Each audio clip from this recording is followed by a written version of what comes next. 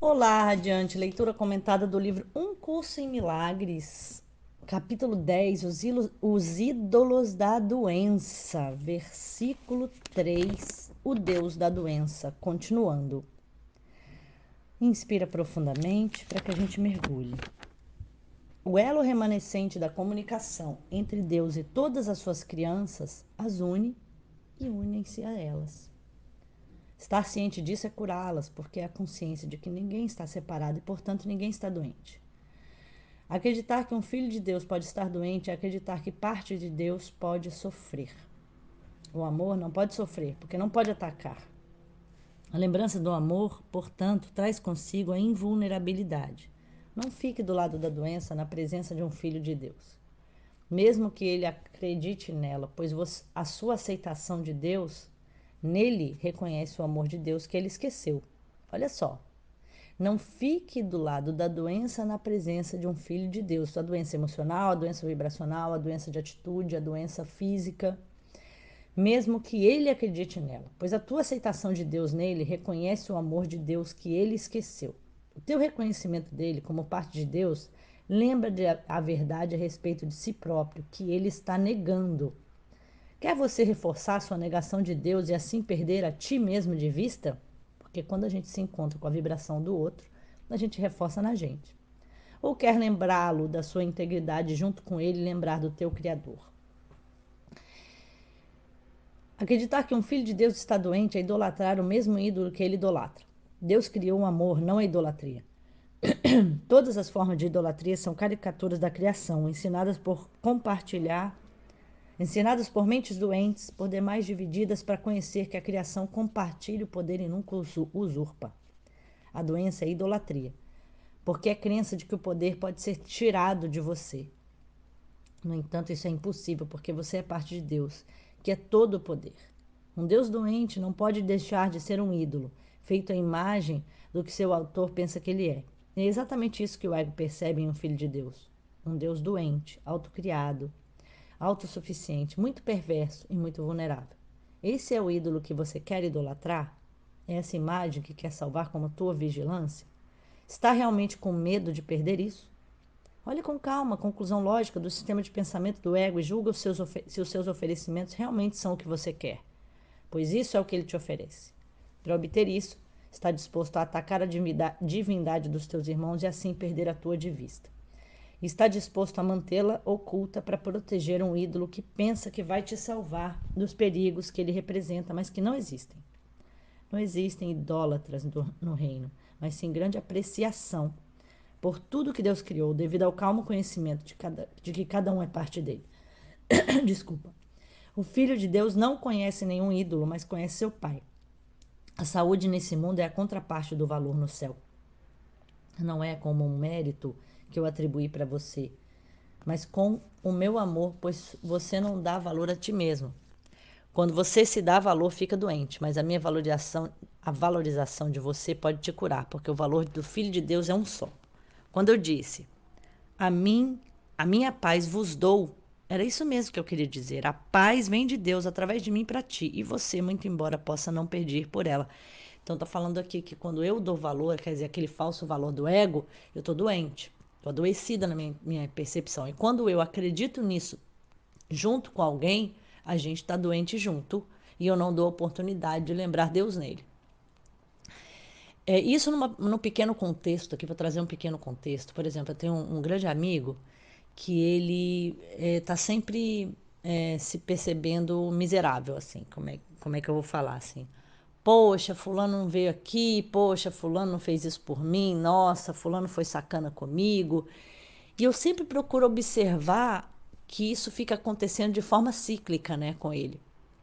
Porque fica atestando o que ele acredita. As coisas que a gente acredita vão sendo atestadas de novo, porque o ego atrai essas situações, vibra nisso, e aquele mundo a pessoa permanece ali dentro. Então ele está sempre sozinho, ele está sempre abandonado, as pessoas sempre cancelam as idas até a casa dele, as pessoas sempre esquecem de ligar para ele, e ali ele continua reforçando aquelas crenças. E aí ele vai se sentindo cada vez mais sozinho. Mas dentro do sistema de pensamento dele, Deus é mau, como que Deus pode ter feito isso na vida dele, como que ele pode viver isso que ele está vivendo. E a escassez vai chegando de todas as formas para ele. E aí, quando eu trago uma confirmação, é mesmo, é isso mesmo, eu me encontro dentro desse mundo, junto com ele. Entende? Mas quando eu falo, mas não, com certeza, a pessoa podia ter sido mais legal e tal, mas vamos ver o que aconteceu. Vamos, sabe? E trago uma perspectiva que abre uma porta de volta à cura, saindo dos ídolos da doença, eu junto com ele, porque é um exercício para mim e para ele, volto para o perdão, volto para o amor, volto para o valor real. Leitura comentada da lição 135 do livro Um Curso em Milagres, livro de exercícios, parte 1. Lição 135. Se eu me defendo, sou atacado. Eu acho que essa lição é essencial. Então, inspira profundamente, que elas são páginas e páginas, e vai ser um momento de grande reflexão para todos nós. Quem se defenderia, a menos que pensasse que foi atacado, que o ataque foi real e que a sua própria defesa poderia salvá-lo? E nisso está a loucura da defesa. Da plena realidade a ilusões, depois tenta, assim, lidar como se elas fossem reais. Já começa aí, né? Acrescenta ilusões às ilusões, assim fazendo com que a correção seja duplamente difícil. É isso que faz quando tenta planejar o futuro. Ativar o passado ou organizar o presente como deseja. Você opera a partir de crença que tem que se proteger, ou seja, esse mundo que a gente cria lá para frente, esse mundo que a gente tenta organizar no passado, quando ele é a partir da proteção do que está acontecendo, porque algo ali pode conter ameaça, a gente já está planejando errado. Porque algo ali não pode deixar de conter o que te ameaça de acordo com o que você acredita. Um senso de ameaça é um reconhecimento de uma fraqueza inerente, uma crença segundo a qual há um perigo que tem o poder de te convocar para fazer uma defesa apropriada. O mundo está baseado nessa crença insana. Então, eu escolho um emprego que vai me proteger da morte e da doença e do isolamento, da solidão e de precisar dos outros. Eu escolho uma pessoa que vai me tratar bem e que vai ficar comigo porque eu tenho medo de ficar sozinho. Eu junto dinheiro muito além do que eu preciso porque eu tenho medo de um dia ficar na escassez. Eu tomo milhares de remédios e me protejo de formas absurdas e não corrijo minha emoção e minha frequência porque eu tenho medo de morrer. E acredito na morte. E por aí vai. E todas as suas estruturas, os seus pensamentos e dúvidas, as suas penalidades e armamentos pesados, as suas definições legais e os seus códigos, a sua ética, os seus líderes e os seus deuses, tudo serve apenas para preservar o senso de ameaça do mundo. Pois ninguém caminha pelo mundo em uma armadura sem que o terror esteja te golpeando o coração. Né? Nos relacionamentos isso é muito nítido, né? Fulano me fez mal e agora eu estou fechado. Agora eu não vou deixar que ninguém me machuque. A defesa é assustadora, brota do medo, o qual ameaça a cada vez que uma defesa é feita. Pensa que ela oferece segurança. Mas ela fala do medo que se faz real e do terror justificado. Não é estranho que ao elaborar os teus planos, fortalece a tua armadura e apertar as tuas fechaduras, não pare de perguntar a ti mesmo o que está defendendo e contra o quê? E como? Primeiro vamos considerar o que você defende. Não pode deixar de ser algo muito fraco, fácil de ser assaltado. Não pode deixar de ser uma presa fácil, incapaz de se proteger e que precisa da tua defesa. O que mais, senão o corpo, tem tal fragilidade que necessita de cuidados constantes e atentos, de uma preocupação profunda para proteger a sua pequena vida? O que mais, senão o corpo, vacila e não pode deixar de falhar em servir o Filho de Deus como um digno anfitrião? Então está falando que isso é quando a gente está no nível corporal e físico, no nível do ego mesmo. No entanto, não é o corpo que pode ter medo e nem um objeto do medo. Ele não tem necessidade senão aquelas que você lhe atribui. Não precisa de estruturas complicadas para sua defesa, de medicamentos para torná-lo saudável, de absolutamente nenhum cuidado e nenhuma preocupação. Defende a sua vida ou oferece-lhe dádivas para fazer com que fique bonito, ou muros para colocá-la a salvo. Estarás dizendo que teu lar está aberto ao assalto do tempo, que é corruptível, que está desmoronando, que é inseguro ao ponto de precisar ser guardado como tua própria vida. Ouviu, né? Esse retrato não é amedrontador? Você pode estar em paz com tal conceito acerca do teu lar? E, no entanto, quem dotou o corpo com o direito de te servir dessa forma, senão tua própria crença? Foi a tua mente que deu ao corpo todas as funções que vê nele e que estabeleceu o seu valor bem além de um pequeno monte de pó e água.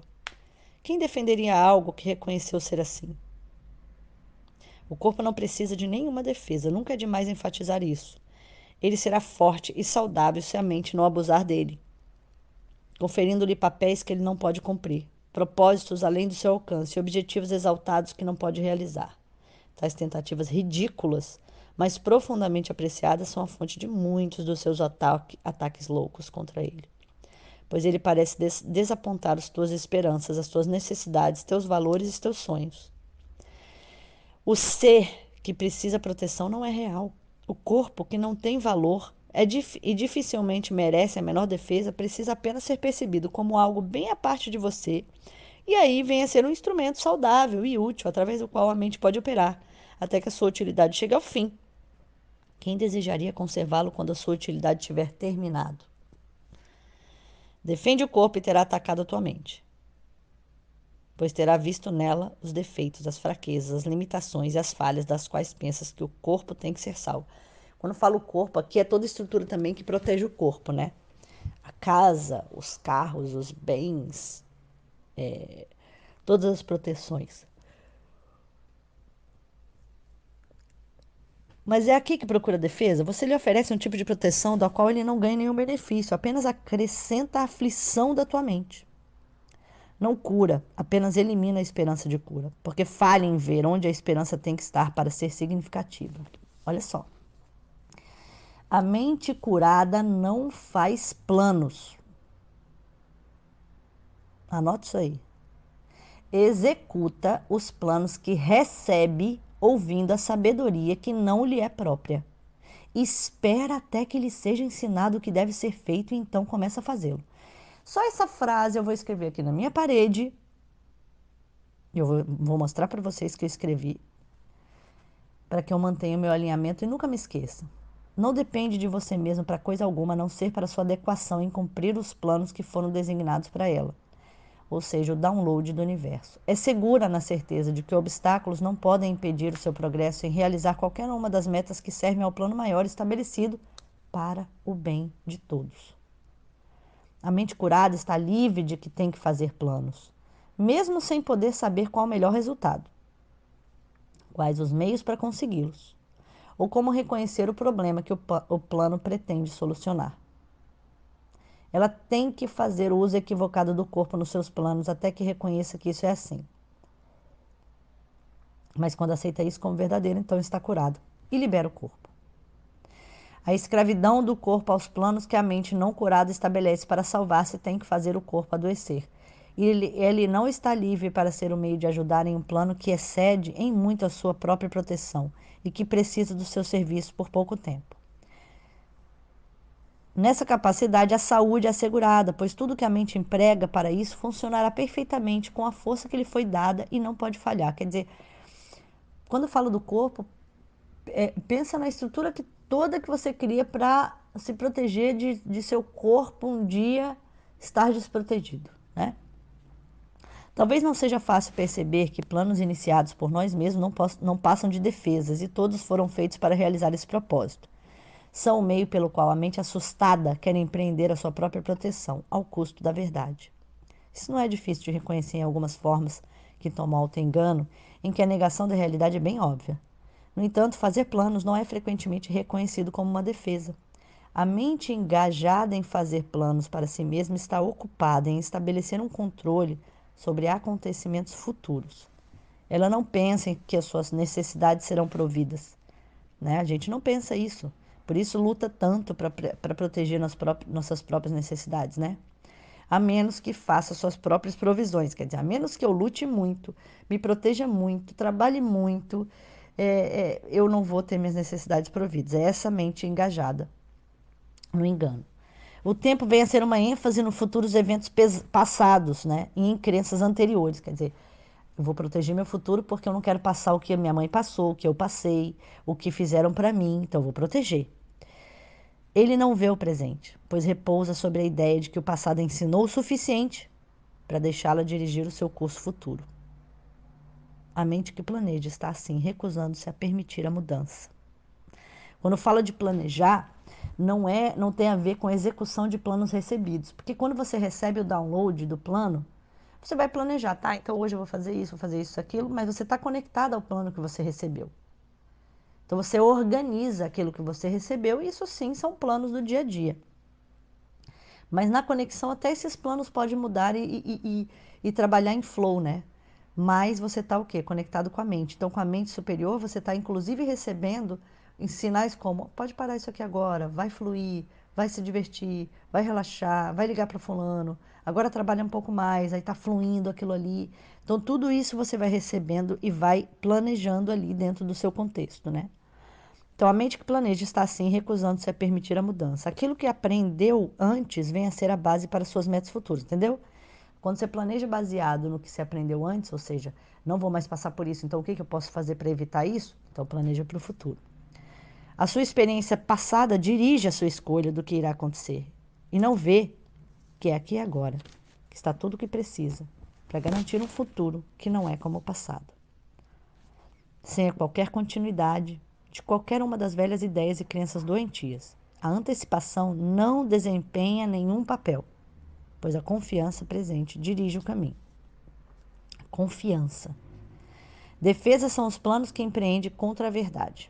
Defesa é o plano que empreende contra a verdade. Seu objetivo é de selecionar o que você aprova e ignorar o que considera incompatível com as tuas crenças e respeito da tua realidade. Mas o que fica é de fato sem significado? Pois a tua realidade é a ameaça que as tuas defesas querem atacar, obscurecer, fragmentar e crucificar. O que deixa de aceitar se apenas souber que tudo o que acontece, todos os eventos passados, presentes e por vir, são gentilmente planejados por aquele cujo único propósito é o teu bem. Talvez tenha entendido o seu plano de forma equivocada, pois ele nunca te ofereceria dor.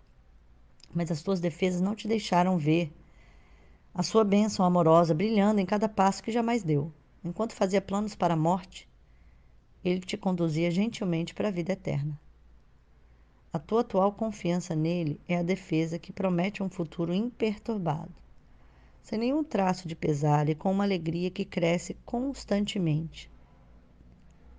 Enquanto essa vida venha a ser um instante santo, estabelecido no tempo, mas ocupado apenas com a imortalidade.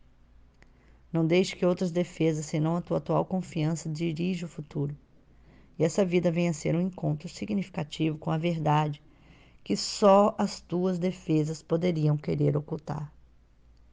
Sem defesa, você vem a ser uma luz que o céu, com gratidão, reconhece como a sua própria luz. Ela te conduzirá pelos caminhos designados para a tua felicidade de acordo com o antigo plano, que começou com o início dos tempos. Ó, a luz brilhando, nós aqui, radiantes. Os teus seguidores unirão as suas luzes à tua, e ela aumentará até que o mundo seja iluminado com alegria. E os nossos irmãos, com contentamento, deixarão de lado as suas incômodas defesas, que em nada lhes foram úteis e só poderiam aterrorizar. Vamos antecipar esse momento hoje, com confiança presente, pois isso faz parte do que foi planejado para nós. Entraremos certos de que tudo que precisamos nos é dado para a nossa realização no dia de hoje. Não vamos planejar como será feito, mas reconhecer que o fato de nos despojarmos de todas as nossas defesas é tudo o que precisamos para que a verdade desponte com certeza absoluta sobre as nossas mentes. Durante 15 minutos, 2 vezes hoje, vamos descansar de planejamentos sem sentido e de todo pensamento que impede a verdade de penetrar nas nossas mentes. Hoje vamos receber ao invés de planejar, para que possamos dar ao invés de organizar. E algo que nos é dado verdadeiramente ao dizermos. Inspira profundamente para falar. Se eu me defendo, sou atacado. Mas despojando-me de todas as defesas, serei forte e aprenderei o que as minhas defesas escondem. Nada mais do que isso. Se houver planos a serem feitos, eles serão comunicados.